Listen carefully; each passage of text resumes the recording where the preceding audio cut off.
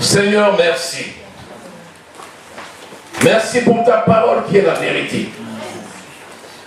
Merci parce que ton peuple est ici réuni pour t'écouter.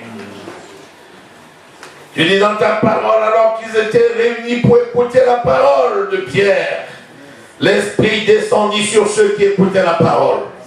Merci pour ton esprit qui agit puissamment dans les cœurs de tous ceux qui écoutent ce matin, qui écoutent ce jour, au nom de Jésus-Christ. Seigneur, ton onction descend dans les vies. Tu connais les cœurs, tu connais les besoins, tu apportes les réponses largement au-delà de toute pensée, de toute demande, au nom de Jésus-Christ. Alléluia, parce que ta gloire est éternelle.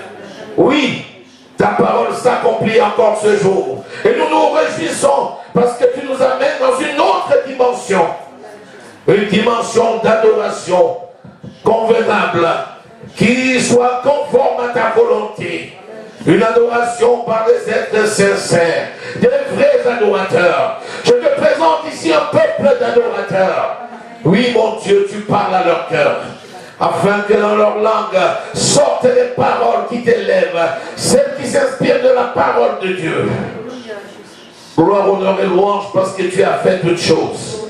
Mon âme te loue et te bénit. Dans le nom précieux du Seigneur Jésus-Christ, nous avons prié. Amen. Cultive et garde ton jardin.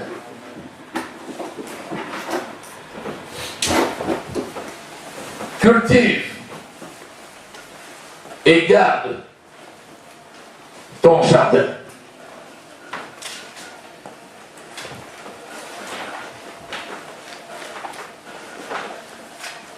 Le temps utilisé ici est l'impératif. Cultive et garde ton jardin. C'est toi qui cultives et c'est toi qui gardes ton jardin. Le jardin qui t'a été confié par le Seigneur comme étant partenaire avec le Saint-Esprit pour la construction de l'œuvre de Dieu. Amen. Le thème de cette prédication nous fait comprendre immédiatement qu'il y a une responsabilité personnelle.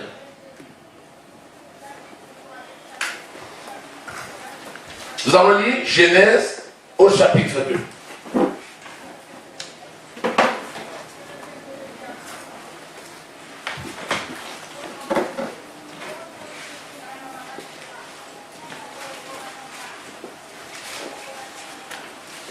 Le verset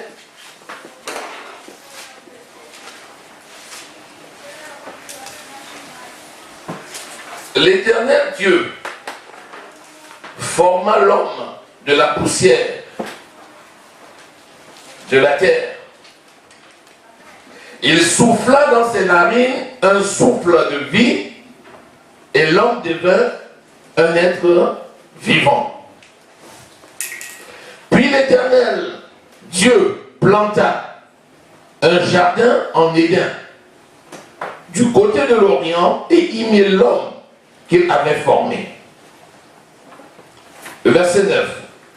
L'Éternel Dieu fit pousser du sol des arbres de toute espèce, agréables à voir et bons à manger, et l'arbre de la vie au milieu du jardin, et l'arbre de la connaissance du bien et du mal.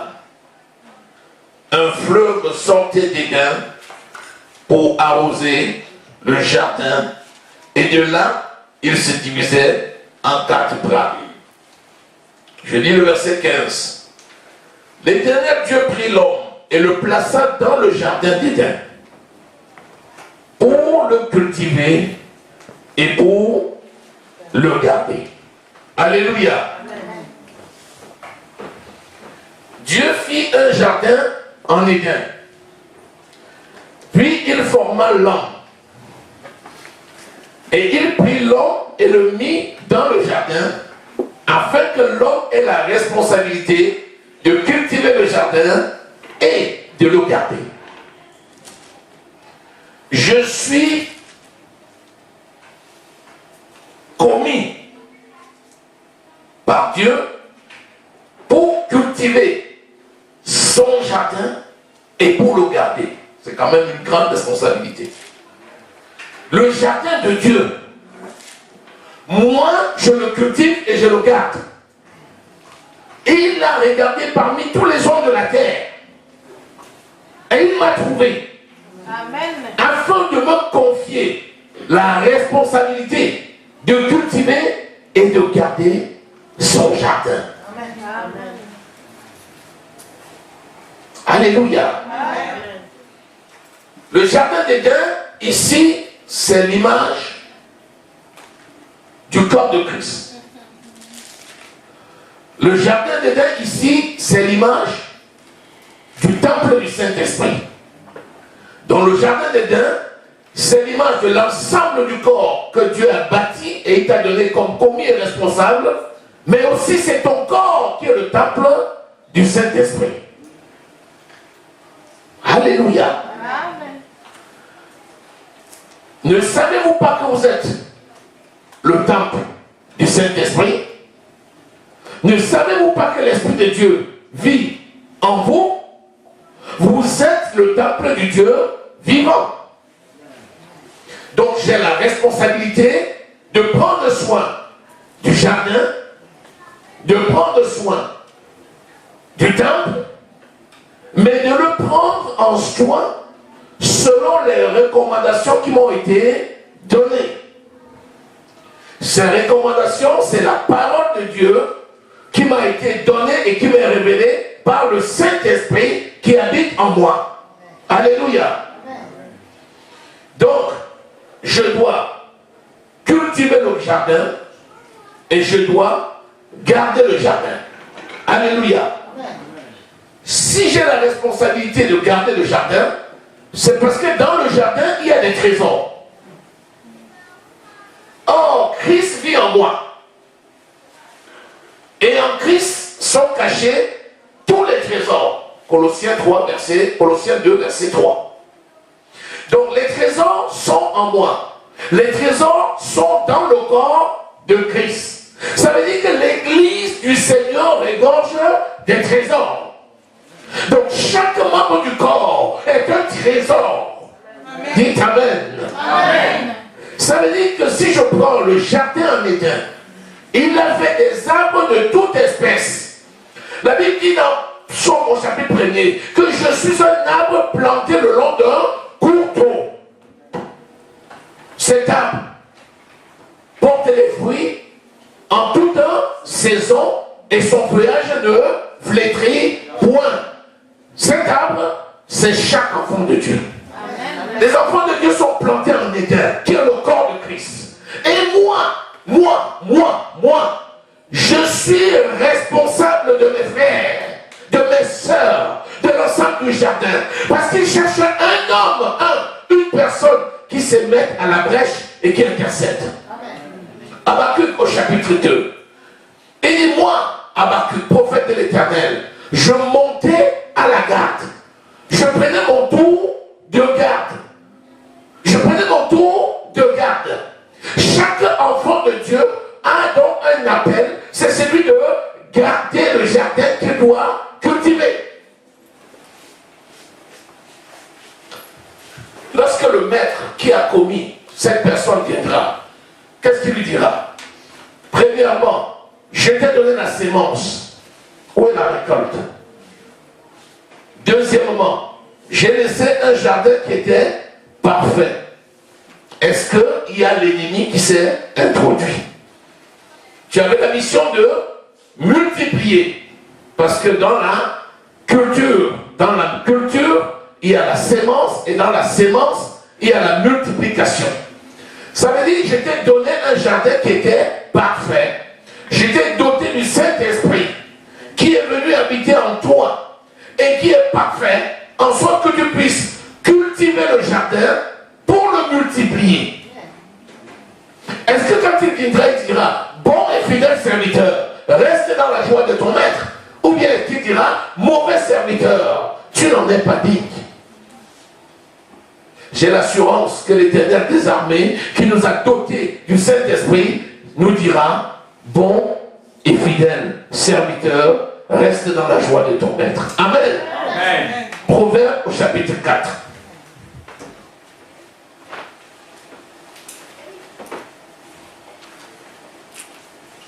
Alléluia. C'est une grande responsabilité qui m'a été accordée.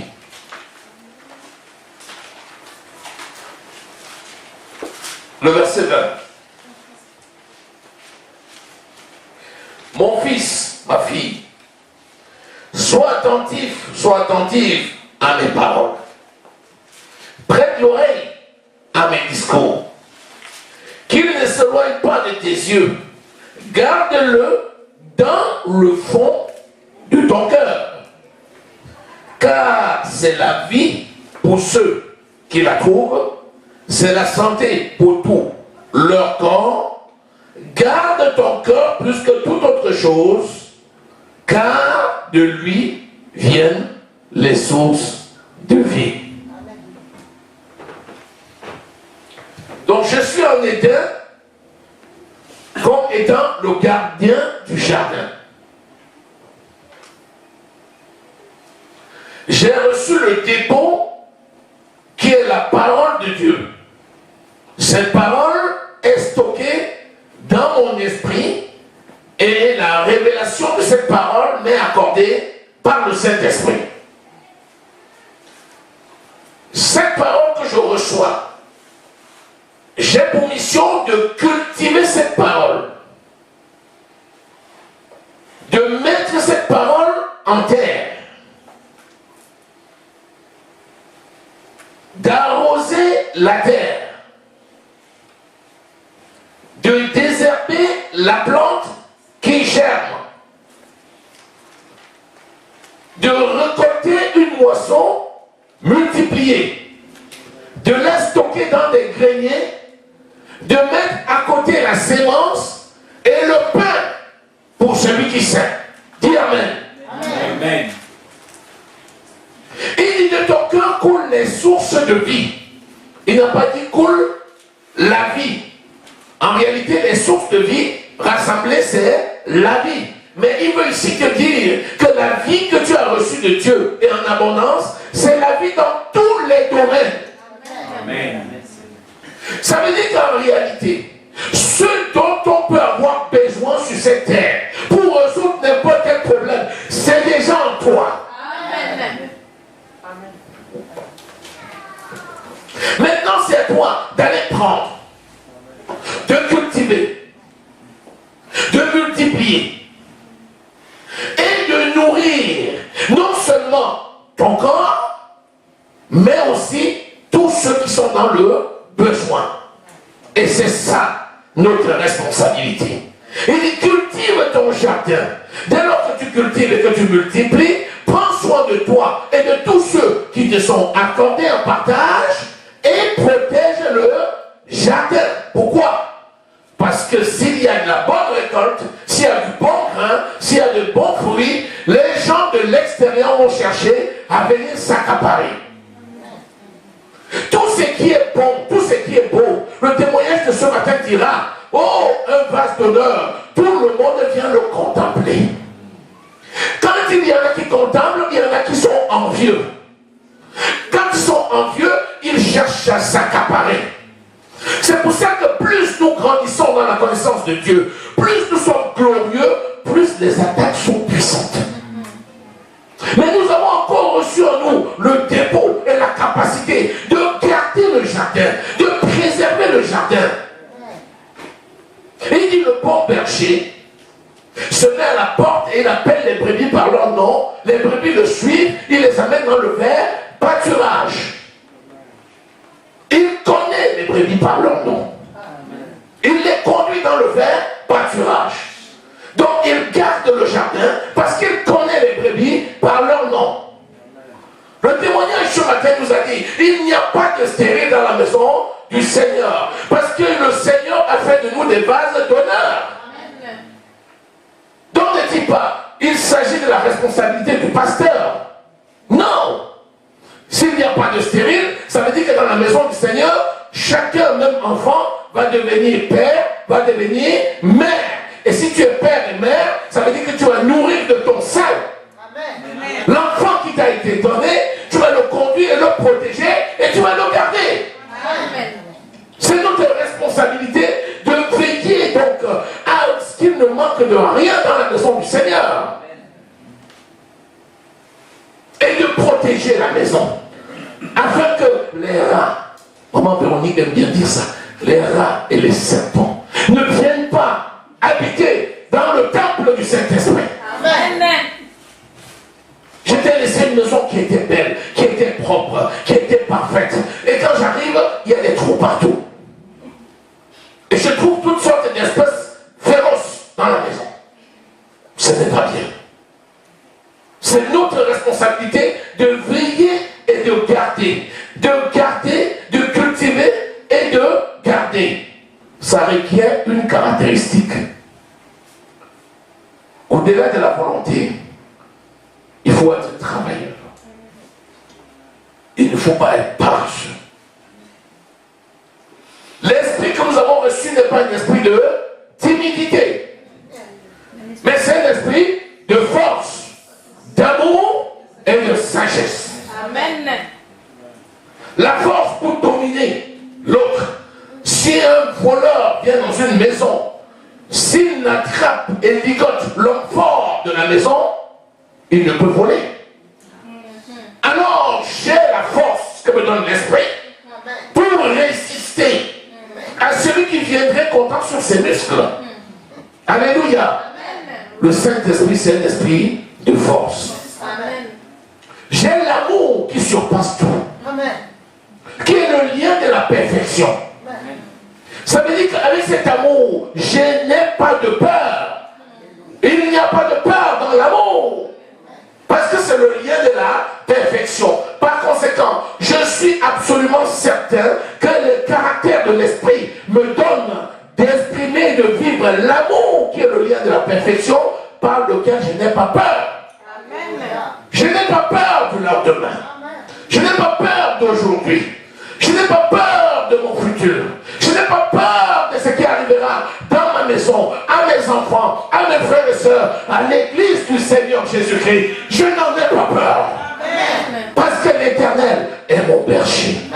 C'est lui qui nous équipe du matériel nécessaire, non seulement pour cultiver, mais pour garder le jardin. Disons Amen. Amen.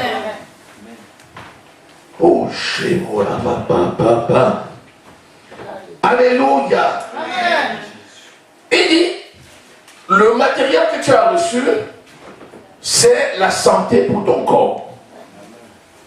Mais est-ce que vous n'avez pas remarqué que chaque fois qu'il nous parle de la bénédiction de l'Éternel, il y a un effet un peu, à mon sens, qui est redondant, mais qui vaut la peine d'être dit. Il dit que nous avons reçu la vie, il cite, mais après il dit aussi la vie dans notre corps. Mais dans la vie, il y a déjà notre corps. Il dit, nous avons reçu la guérison. Il dit, aussi la guérison dans notre corps. Il dit, prospère à tous égards. Après, il dit, elles sont en bonne santé. Pourquoi Dieu connaît tout? Il est omniprésent, omnipotent, omniscient. C'est parce qu'il sait que les enfants de Dieu, souvent, ils focalisent sur l'attente qui les abrite. Ils focalisent sur ce que leurs yeux voient. Et ce que leurs yeux voient, c'est avant tout leur corps. C'est vrai que tu as la mission de prendre soin de ton corps. Comment veux-tu qu'on voit la gloire de Dieu si tu ne fais pas voir la gloire de Dieu?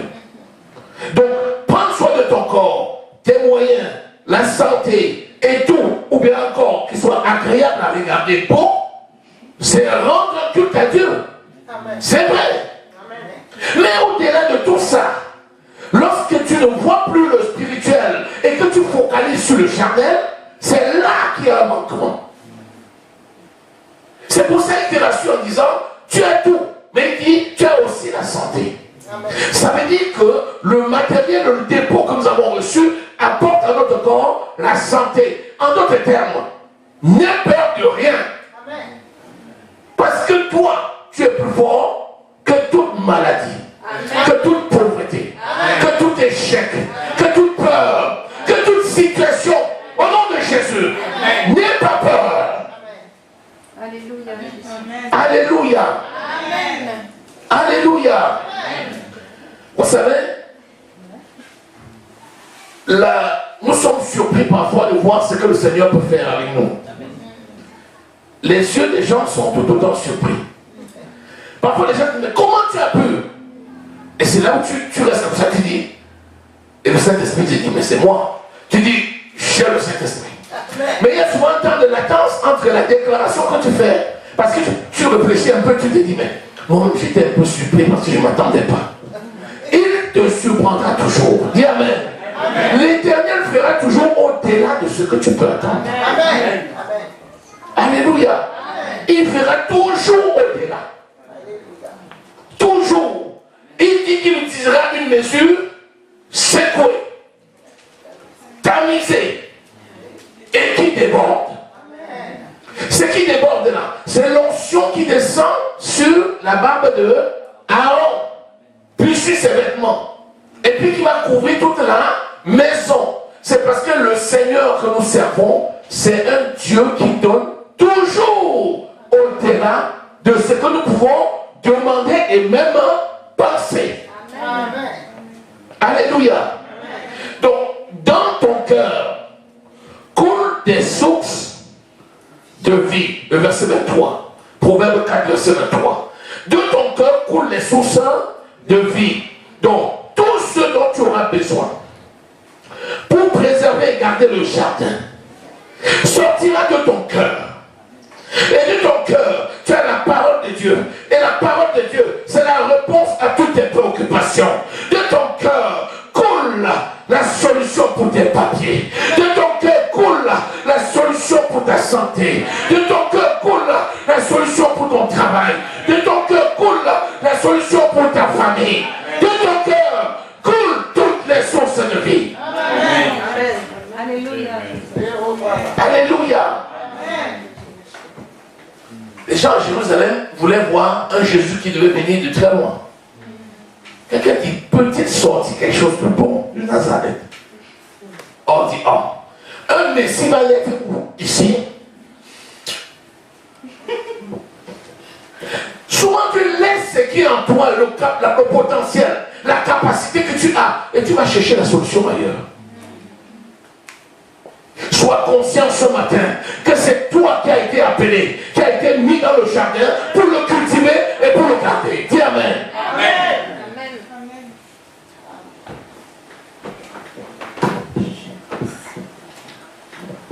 Cultiver le jardin, c'est planter, c'est désherber, c'est d'abord défricher, c'est retourner la terre, c'est planter, c'est désherber, c'est enlever tout ce qui peut être mauvaise herbe. Mais c'est aussi récolter et c'est aussi stocker. Ça requiert du travail. C'est de la volonté. Il faut quelqu'un qui soit travailleur, quelqu'un qui ait envie. Alléluia. Amen. Et nous sommes appelés pour le faire. C'est pour ça que nous devons résister à tout ce qui est paresse pour nous focaliser sur ce qui concerne la parole. Lisons 1 Thessaloniciens au chapitre 5 à partir du verset 12. 1 Thessaloniciens 5.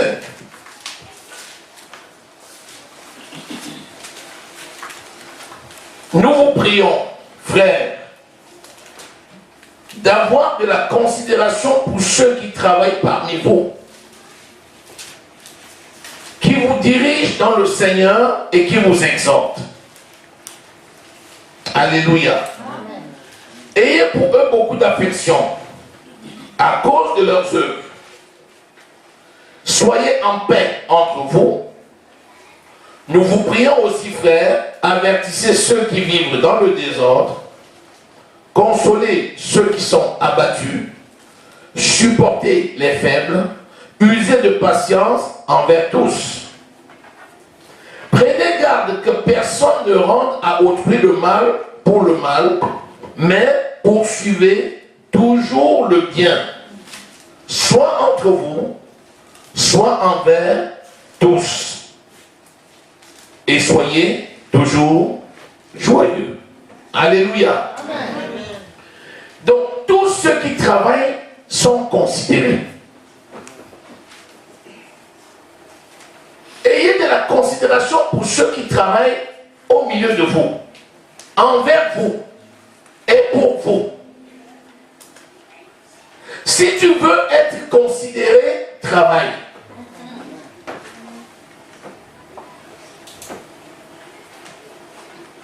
L'oisiveté, la paresse entraîne le mépris.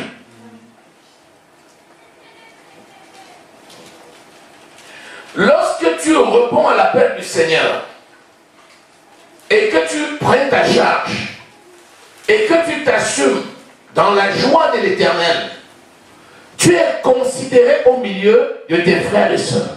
Et tu es considéré même par ceux de l'extérieur. Les disciples sont venus voir Jésus, ils ont dit, parmi nous, qui est le plus grand? Jésus a dit, si quelqu'un veut être plus grand, qu'il soit le serviteur de ses frères. Parce que celui qui sert ses frères, il est considéré. Nous devions être ici dans une compétition où chacun va essayer de servir le mieux possible ses frères. Amen. Celui qui est au service de ses frères est considéré. Amen. Là, Jésus d'emblée a mis la main haute. Il a pris l'eau, il a pris la serviette, il a mis à la taille. Il a dit, venez ici, montez-moi vos pieds. Ah, mes pieds. Le Seigneur va laver mes pieds. Pierre a dit, non. Ils sont petits, ce sont mes petits frères dans la foi. Eux, ils peuvent donner leurs pieds, mais moi, Seigneur, je ne donnerai jamais mes pieds pour que tu laves. Il dit, Pierre, si tes pieds ne sont pas présentés devant moi tout de suite, c'est que je n'ai même pas commencé. Et il a lavé les pieds de Pierre et des autres pour leur donner une leçon. Et là, il dit, vous devriez être au service les uns des autres. Et vous devez veiller sur vos frères et sœurs en sorte qu'ils ne manquent de rien à personne. Amen. Amen. Alléluia. Amen. Celui qui est au service est considéré. Voici la maison familiale. Puisque nous formons la maison, un temple spirituel. Nous sommes la maison du Seigneur. Nous sommes tous les membres du corps. Et chacun pour sa part est un membre important du corps. Ceux qui sont dans la maison et qui se rendent utiles pour l'ensemble du corps, ce sont ceux qui sont harmonieux. Et ceux qui sont harmonieux sont reconnus. Lorsqu'on prend un corps, si c'est toujours le petit orteil gauche qui est malade, tout le monde a fini par dire, mais le petit orteil gauche, c'est lui qui nous handicape tous. Chaque fois qu'on veut courir, le petit orteil gauche, il fait que crier. Chaque fois qu'on veut faire, le petit orteil gauche ne fait que crier. Les mois passent, c'est toujours le même petit orteil gauche. On dit, hé, orteil gauche, réagis un peu quand même. Donne-nous ton pied ici, on fait le pansement dessus. Dès qu'il se laisse, les autres se mettent autour, on met le pansement et guérit. Amen. Et le corps tout entier va courir. Amen. Ne sois pas à la traîne. Ne sois pas comme un poulet pour l'église. Ne sois pas comme un caillou attaché sur le dos des enfants de Dieu. On est en train de courir, toi tu rétactes les gens. Non. Mets-toi au service du peuple de Dieu. Amen. Et en servant le peuple de Dieu, tu vas servir le monde tout entier. Amen. Parce que celui qui sait faire avancer sa famille, lorsque toutes les familles avancent, c'est l'ensemble des familles qui avancent, c'est la nation qui avance, c'est le pays qui avance. Et c'est le monde entier qui avance. Amen. Amen. Alléluia. Amen. Mets-toi au service. Dis-toi pas, ne dis pas, nous sommes 50, nous sommes les 49 autres. Je ne suis pas seul, on est quand même au moins 100. Si je compte bien les gens qui viennent à l'église, si tous viennent, on risque de ne pas avoir de la place. Pourquoi je suis toujours la seule? Ne réfléchis pas comme ça. Dis-toi, je suis là pour servir. Amen. Ça ne t'empêche pas de donner un conseil à tes bien-aimés. Ça ne t'empêche pas. D'ailleurs, il dit, exhortez-vous les uns les autres. Ça veut dire que toute occasion que tu auras pour dire à ton frère, à ta soeur, viens travailler avec moi, n'hésite jamais. Inviter quelqu'un à faire le bien, ce n'est pas le harceler.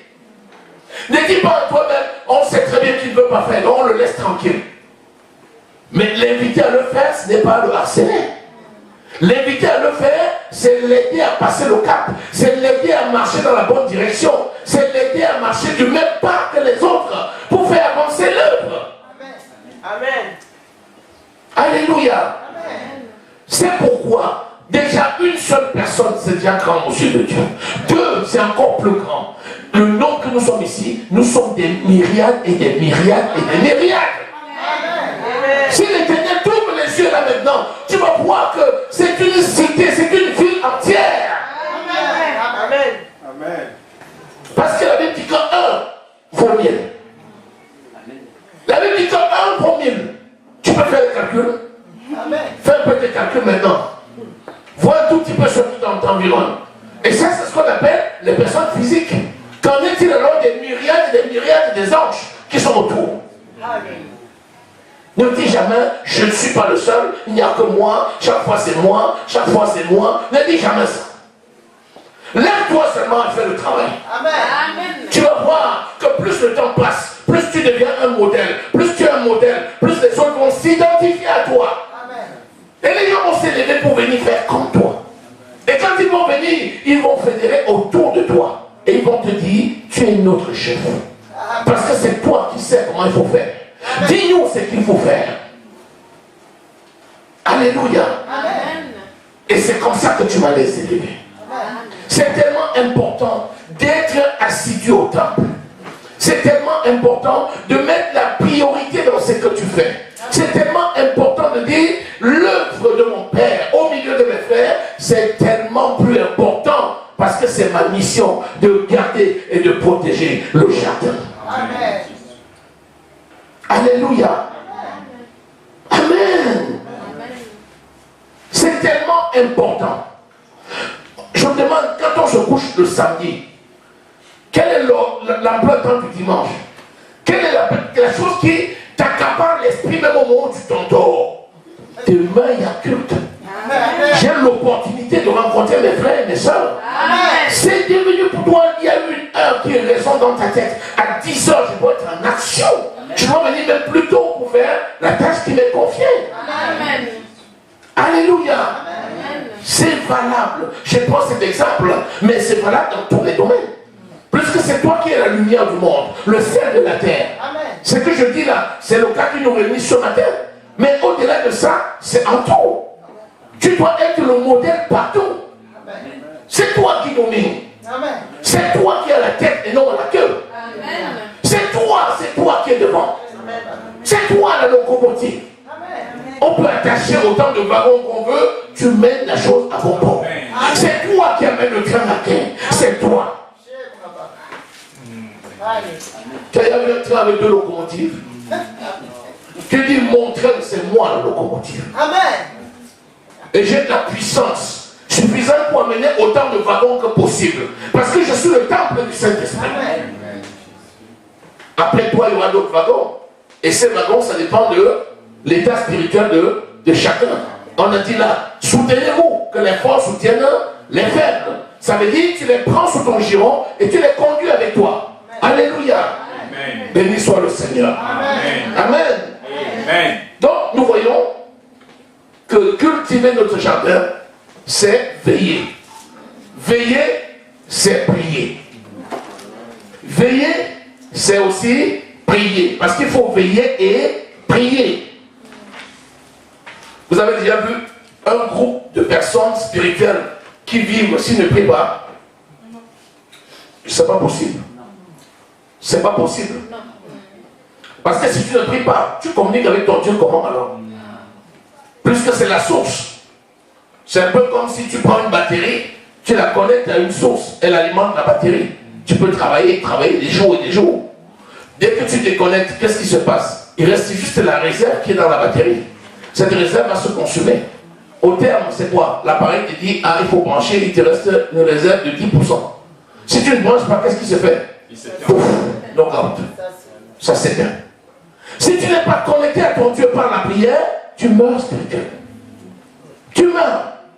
Maintenant, quand on est seul, alors qu'on a 50 frères, c'est bien plus encourageant d'avoir un frère, puis un deuxième, puis un troisième, puis un quatrième qui se joignent pour qu'ensemble formiez une chaîne de prière.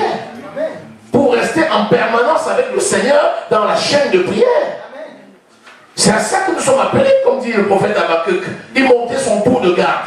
S'il monte son tour de garde, ça veut dire que quelqu'un d'autre était monté le tour précédent. Et donc, un seul, d'accord, mais deux valent mieux que un, trois valent mieux que deux. Donc, ensemble, nous nous regroupons. Je dis ceci, mais je vous bénis tous au nom de Jésus. Amen. Parce que j'ai vu que le peuple de Dieu prie. Amen. Je sais que beaucoup ici prient. Amen. Je vois la plupart des gens qui prient. Amen. Et ça, je rends hommage. Je dis merci à mon Dieu. Je ne suis pas, je ne me plains pas. Alléluia. Au contraire, je bénis le Seigneur pour vous. Amen. Alléluia. L'onction de prière sur vous au nom de Jésus. Et multipliée au nom de Jésus. Alléluia. Je ne suis pas de ceux qui se plaignent.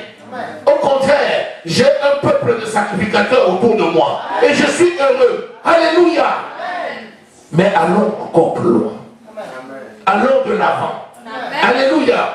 Allons de l'avant. Parce que j'ai remarqué que maintenant, dès l'aurore, on est en train de prier. Dans la journée, on prie. Le soir, on prie. Pendant les veillées, on prie. Alléluia.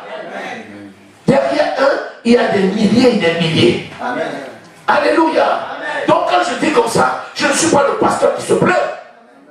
Mais je suis le pasteur qui apporte la parole en me réjouissant avec mes frères et mes sœurs. Amen. Parce que j'ai vu que le peuple de Dieu s'est mobilisé. Amen. Alléluia. Amen. Mais ne nous arrêtons pas là. Amen. Allons encore plus loin. Amen. Amen. Allons encore plus loin. Amen. Alléluia. Amen. Allez encore plus loin. Que chacun se lève et qui dise là, moi-même, je veux chausser mes pompes là, c'est mon tour. Je veux me mettre sur la piste pour courir. Alléluia. C'est notre responsabilité commune de cultiver, de porter le fruit et de nourrir. Nous sommes un peuple uni. Ce peuple uni doit veiller les uns sur les autres. Je n'invite pas les gens à la paresse. Au contraire, je suis en train d'encourager tout le monde à travailler. Amen. Mais il est important de veiller les uns sur les autres. En sorte que si quelqu'un est dans le besoin, qu'il trouve dans la maison du Seigneur ce qui est nécessaire à sa subsistance. Amen. Alléluia. Et qu'il se serve. Amen. Amen. Alléluia. Donc nous devons travailler. Travailler les uns les autres. Travailler les uns pour les autres. Travailler les uns avec les autres. Alléluia. 2 Corinthiens au chapitre 10, verset 4. Nous allons voir que ce n'est pas quelque chose de donné. C'est un combat. Et ce combat est permanent. Parce que quand il dit de garder le jardin, ce n'est pas parce qu'il t'a donné l'épée, qui est la parole de Dieu, avec lequel tu gardes le jardin. Comme il dit dans Éphésiens au chapitre 6, le verset 18. Tu as la parole de Dieu, tu as la prière. Tu as l'épée de l'esprit et tu as la prière. Donc bien sûr tu as l'épée. Vous imaginez un jardin. On donne un jardin, on donne à quelqu'un de garder le jardin, on lui donne les outils pour garder. Bien sûr l'épée c'est la parole de Dieu. C'est ça notre épée, c'est ça notre arme. Vous savez, c'est ça que nous combattons. Alléluia. Amen. Donc je vais insister là-dessus pour que nous comprenions que dans ce combat-là, c'est vraiment la parole de Dieu qui est notre principale arme. Amen. Amen. 2 Corinthiens au chapitre 10, verset 4, à partir du verset 3. Écoutez ceci. Si nous marchons dans la chair, nous ne combattons pas selon la chair. Car les armes avec lesquelles nous combattons ne sont pas charnelles. Elles sont puissantes par la vertu de Dieu pour renverser les forteresses. Nous renversons les raisonnements et toute hauteur qui s'élève contre la connaissance de Dieu et nous amenons toute pensée captive à l'obéissance de Christ. Voilà l'arme avec laquelle tu gardes le jardin. C'est la parole proclamée de Dieu. C'est le Réma. C'est la parole créatrice. Avec cette parole, tu renverses les forteresses. Qui connaissent ce que c'est qu'une forteresse? Nous sommes dans un pays où on a des villes fortifiées. Il y a des villes entières en France qui ont des remparts. Ce sont des forteresses. Donc nous sommes mieux placés culturellement pour comprendre ce que c'est qu'une forteresse, une citadelle. Mais la parole de Dieu a renversé les murs de Jéricho. Sans que quelqu'un ait pris une dynamite pour lancer dessus. Amen. Notre dynamite, c'est la parole de Dieu. Amen. Lorsqu'elle sort, elle va ébranler les forteresses. Amen. Elle va détruire toutes les forteresses. Elle va détruire toutes les hauteurs. Quand on dit hauteur, tu vois déjà tout ce qui est sorcellerie. Tout ce qui est sorcellerie. Tout ce que les gens font dans le mystique pour essayer de te nuire, c'est la parole de Dieu qui l'a détruit. Amen. Et ceux qui s'égressent, qui disent on veut t'entendre pour cette histoire-là, par la prière et la proclamation, tu changes ses idées, tu changes sa pensée, tu changes son raisonnement, et tu l'amènes à l'obéissance de Christ. Quelqu'un qui disait je ne veux pas entendre parler, il va venir vers toi pour te dire prie pour moi. Amen. Alléluia. Les armes avec lesquelles nous combattons ne sont pas charnelles. Nous avons vu dans Éphésiens au chapitre 6, versets 11 à 18, on cite les armes, n'est-ce pas? On nous parle du casque, du salut, tu as ton salut, tu as l'assurance de ton salut. On nous parle de bouclier de la justice, ça veut dire que tu es mis à part et personne ne peut rien contre toi, tu n'es pas coupable.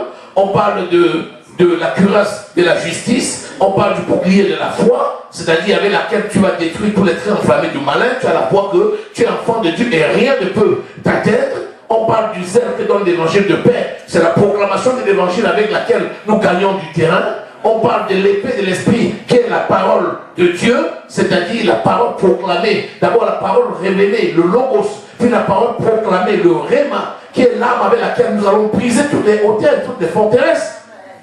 Il dit de prendre par-dessus tout ça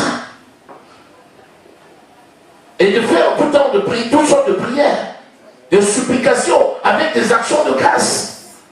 Donc notre vie, c'est une vie de proclamation, d'adoration, de proclamation, d'adoration, d'action de grâce. C'est la vie de combat. Nous sommes des combattants. Amen. Nous ne dormons pas. Amen.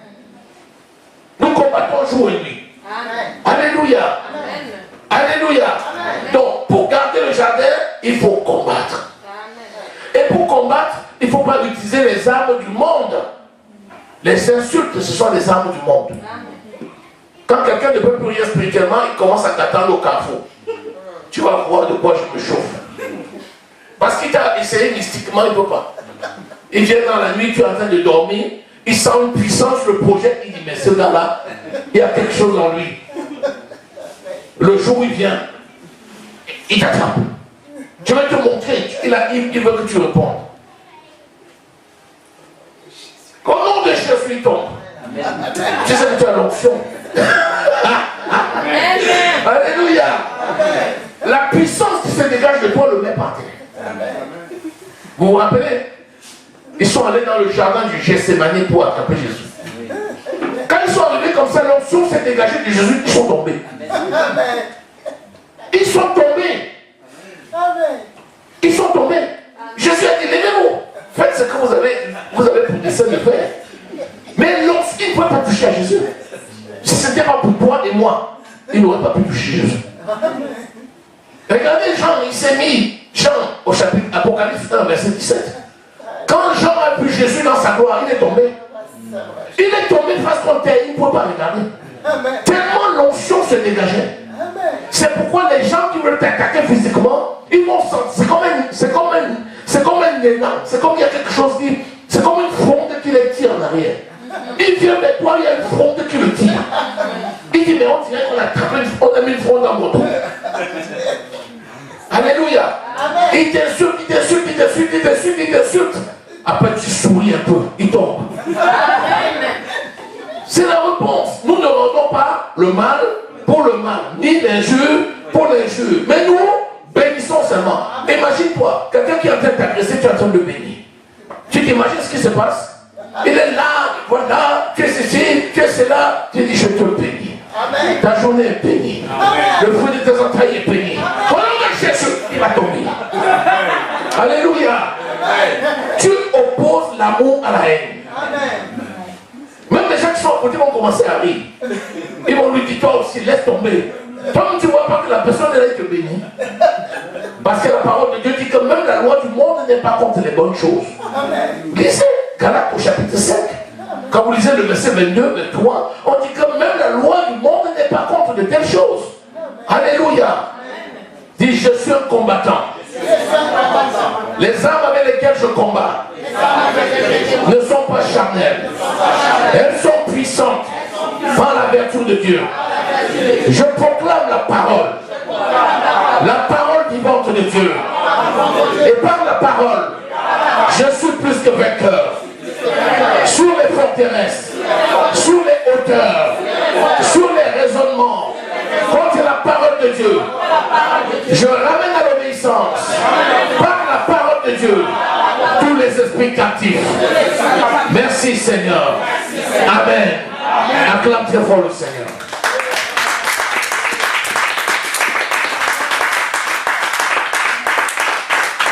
Seigneur notre Dieu, tu es le Dieu de fidélité. Amen. Tu es le Dieu de grâce. Amen. Tu es le Dieu de paix. Tu es le Dieu de magnificence et de gloire. Merci Seigneur parce que tu as tout fait pour moi, pour chacun de mes frères et sœurs. Merci Seigneur parce que tu nous as donné de cultiver et de garder le jardin. Nous sommes revêtus des armes nécessaires pour le faire. Et nous sommes fidèles au poste. C'est pourquoi, Seigneur, je te dis merci. Parce que je scelle, au nom de Jésus, toutes ces paroles dans les cœurs de mes frères et sœurs. Alléluia, parce qu'il en est ainsi. L'honneur et la gloire reviennent à notre Dieu. Dans le nom précieux du Seigneur Jésus-Christ, nous avons prié. Amen.